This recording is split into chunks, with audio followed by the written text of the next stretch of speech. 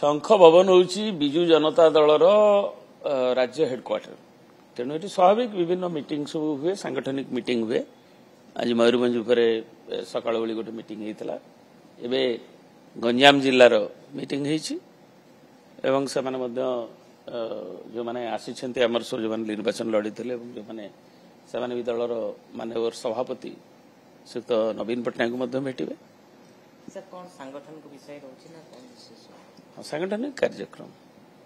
दल पराजय पर समीक्षा वर्तमान सुधा वर्तमान दल समीक्षा कर तुम्हें केमी जान लो समीक्षा इंटरनाली हुए समीक्षा तो गोटे बाजा बजेगी हुए ना तेणु सबू कर दलर सभापति श्रीयुक्त नवीन पट्टनायक जी आम सुप्रीमो से तो पब्लिकली आपण मैंने जानी